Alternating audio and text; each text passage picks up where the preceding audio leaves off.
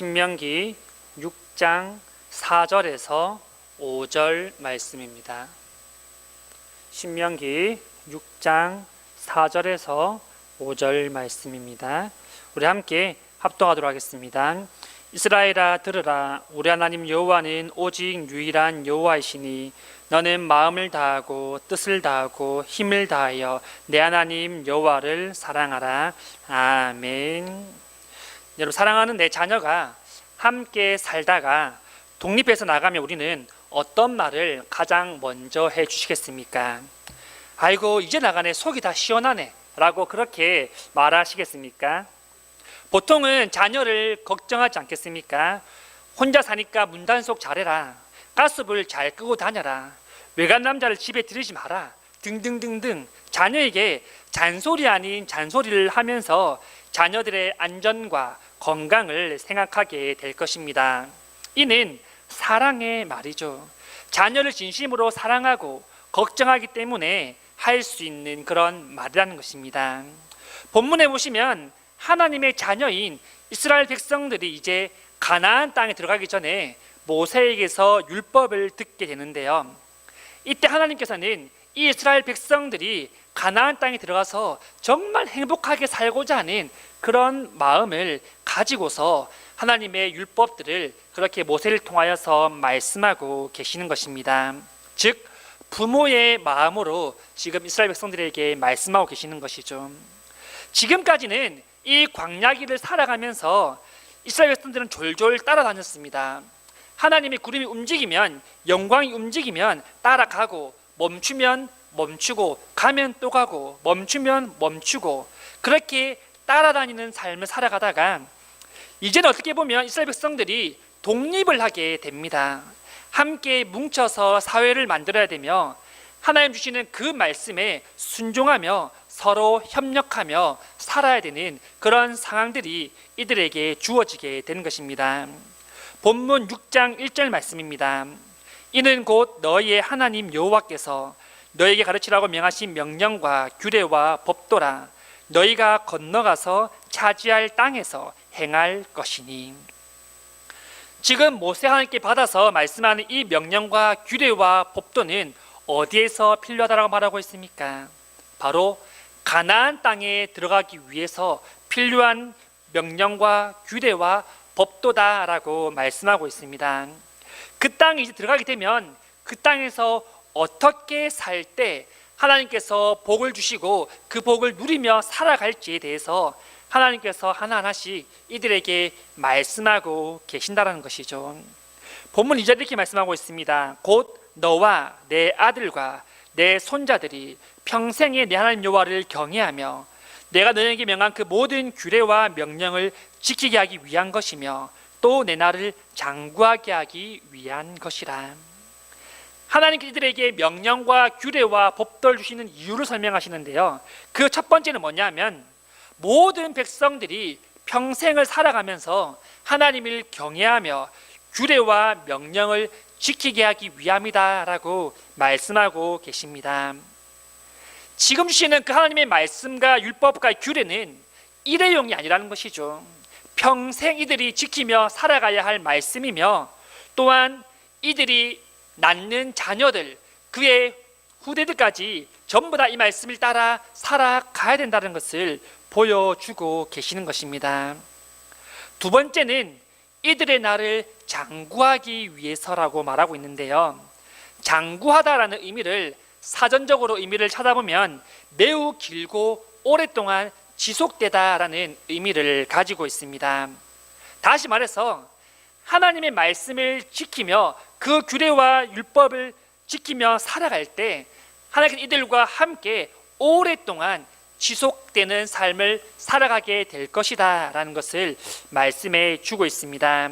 여러분, 하나님의 말씀 앞에 순종하며 하나님과 동행하는 사람은 장구할 줄 믿습니다. 하나님께서 우리와 끝까지 함께 하시며 우리의 모든 삶을 인도해 주실 것입니다. 그렇게 할 때 3절 말씀인데요, 이렇게 말씀합니다. 이스라엘아, 듣고 삼가 그것을 행하라.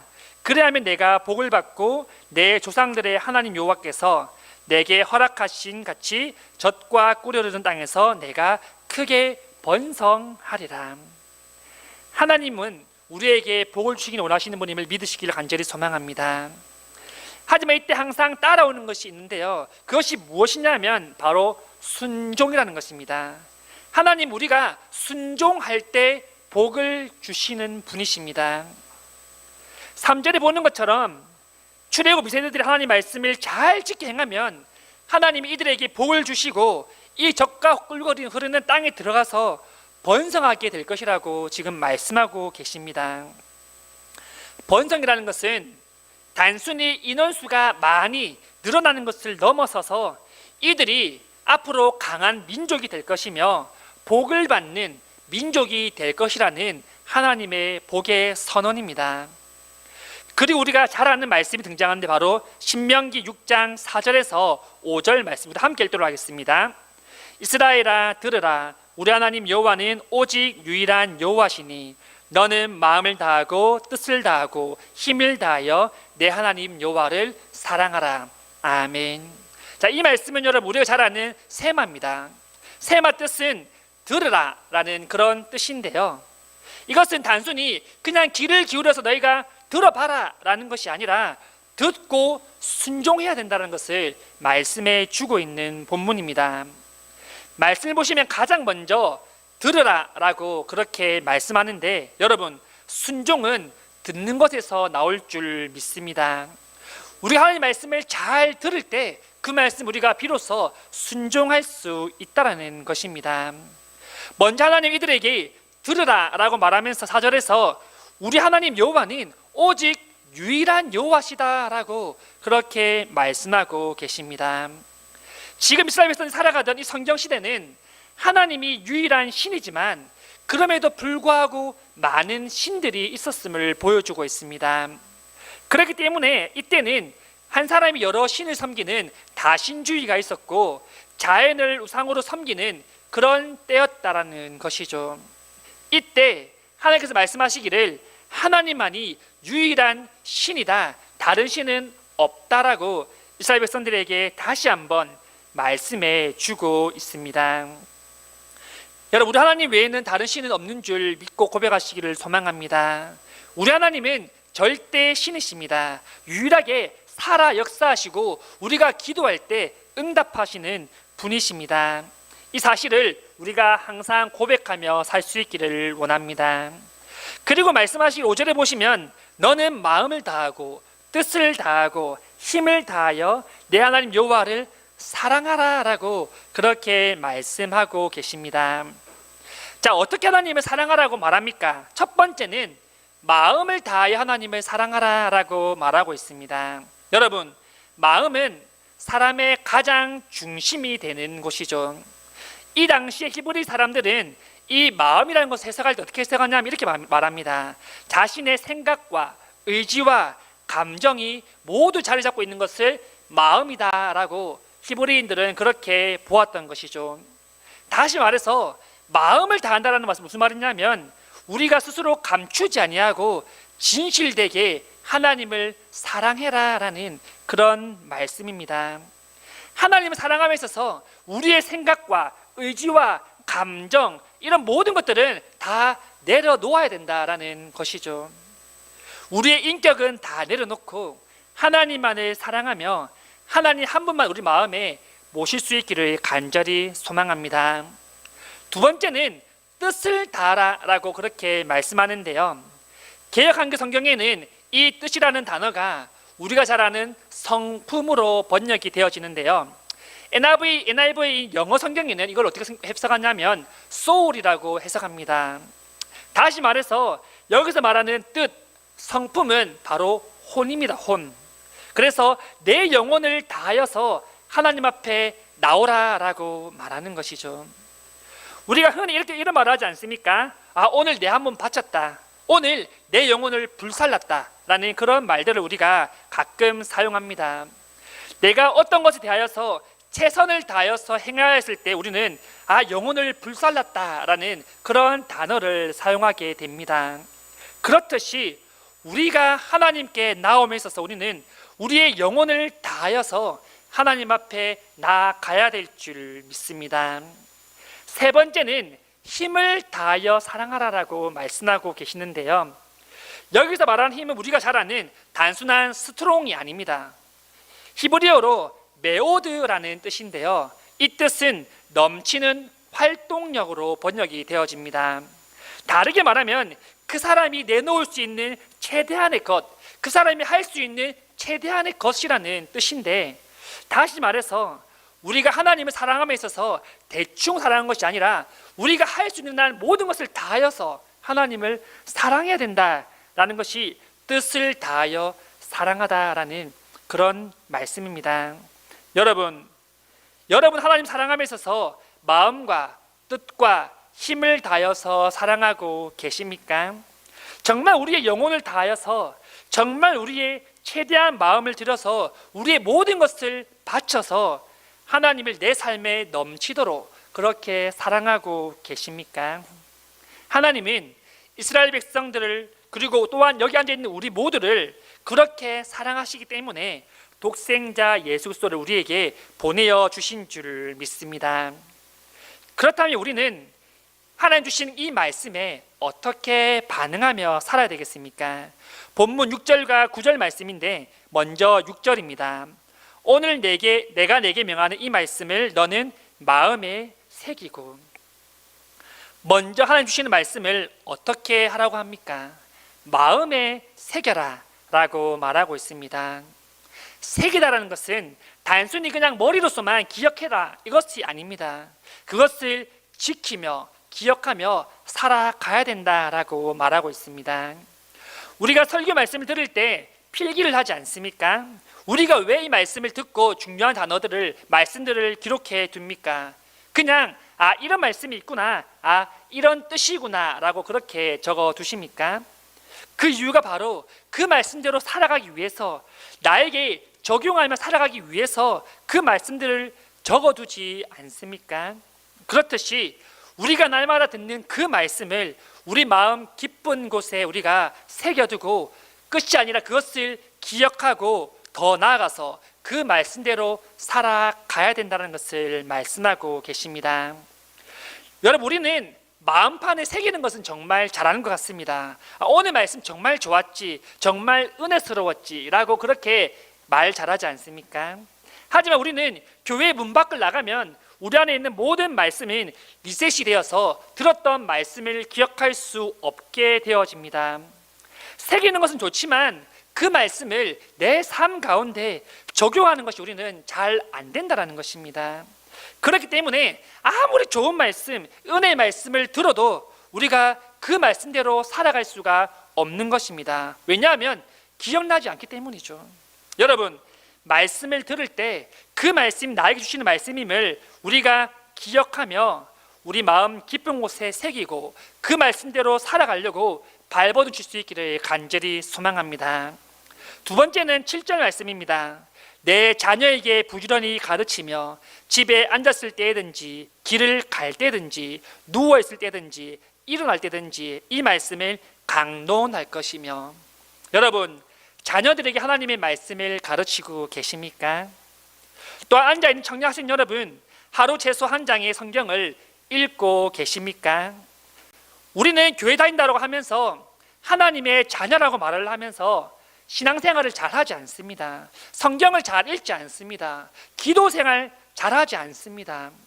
과연 그렇다면 우리는 하나님의 자녀로서 잘 살아가고 있는 것일까요? 아마도 그것은 하나님 보시기에 참 부끄러운 모습이 아닐까 생각이 되어집니다. 우리는 핑계합니다. 저는 일을 해서 시간이 없습니다. 저는 공부해서 아르바이트해서 시간이 없습니다 라는 그런 핑계를 우리는 정말 잘합니다. 하지만 밥 먹을 시간이 있고 쉬는 시간이 있고 잘 시간이 있고 나의 여가 시간을 즐길 시간이 있는데 성경을 읽을 수 없다, 기도할 수 없다, 경건생활을 할 수 없다. 그것은 할 수 없는 게 아니라 마음이 없는 겁니다. 여러분, 우리가 흔히 말씀은 생명의 양식이라고 말하지 않습니까? 우리가 밥을 안 먹으면 배가 고프고 굶주리고 먹을 생각하는 것처럼 하나님의 말씀을 먹지 않으면 우리의 삶은 피폐해지고 영적으로 무뎌지고 하나님과 관계가 멀어지게 됩니다. 생명의 양식을 먹지 않는데 그것을 느끼지 못한다. 그러면 우리의 삶을 한 번쯤 돌아볼 필요가 있다라는 것입니다. 우리는 여러분, 우리가 가져 있는 가장 귀한 시간을 빼서 하나님과 교제할 수 있는 그런 시간으로 삼아야 될 줄 믿습니다. 또한 부모님은 아이에게 하나님의 말씀을 가르쳐야 되는 중요한 사명을 가지고 있습니다. 가장 좋은 것은 여러분 가정예배죠. 오늘날에는 가정예배가 참 많이 사라졌습니다.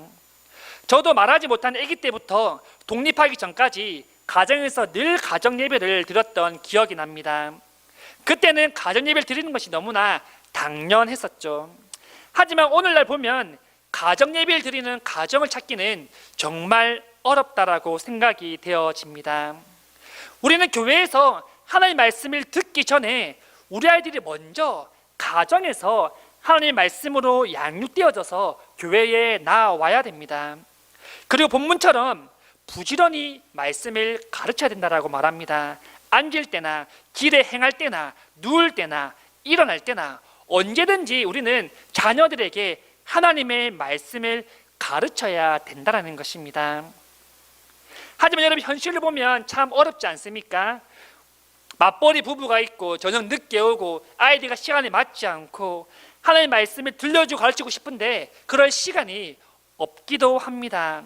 하지만 그것이 힘들면 여러분, 이 자녀들을 예배의 자리에 나오게 해야 됩니다. 부모가 시간이 없어서 힘들어서 가르치기 힘들면 이 아이들을 예배의 자리로 인도하는 것이 바로 부모의 사명입니다. 교육부뿐만 아니라 공예배의 자리, 수요 기도회, 새벽 기도의 자리 내려와서 이 아이들, 학생들, 청년들이 하나님의 말씀을 듣도록 해야 됩니다. 그렇게 할 때 여러분, 우리 아이들의 삶이 더 풍성해지고 복된 삶을 살아갈 줄 믿습니다. 8절과 9절 말씀입니다. 너는 그것을 내 손목에 매어 기호를 삼으며 내 미간에 붙여 표로 삼고 또 내 집 문설주와 바깥문에 기록할지니라. 이제는 하나님의 말씀을 새기는 방법에 대해서 설명하고 있는데요. 그 말씀을 손목이나 또는 미간이나 아니면 출입하는 문에 붙여서라도 그 말씀을 기억하라라고 말하고 있습니다. 우리가 때로는 냉장고에 있는 음식들을 구분하기 위해서 냉장고에 글을 써놓지 않습니까?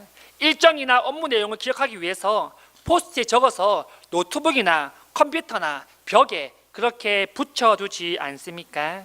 그것을 보고 기억하고 잊지 않고 그 일을 해내기 위해서 우리는 중요하게 붙여놓습니다.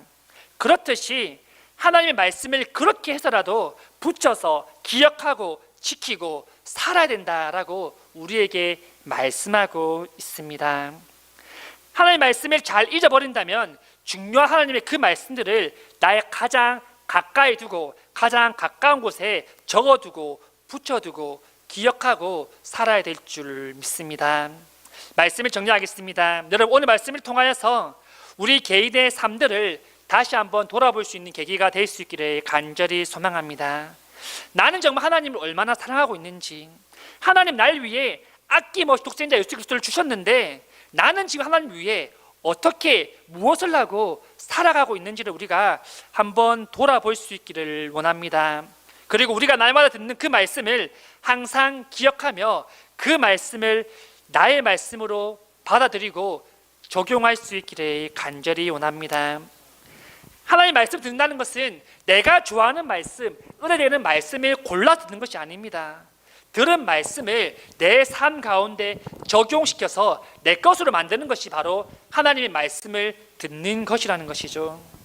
하나님의 말씀은 하나도 틀린 것이 없으며 지키지 않아야 할 것이 없으며 우리가 넘겨 들어야 할 것이 없다라는 것입니다. 그렇기 때문에 우리는 들은 그 말씀을 그대로 순종하며 살아야 되며 날마다 하나님을 가까이 하는 삶을 살아야 될 줄 믿습니다. 이 자리에서 모든 성도님들이 하나님 나라의 백성으로서 또한 자녀로서 하나님의 말씀을 가까이 하며 또한 가르치기에 힘쓰며 또한 그 말씀을 순종하며 적용하며 나의 삶에 그 말씀을 항상 기억하며 살아갈 수 있기를 간절히 소망합니다.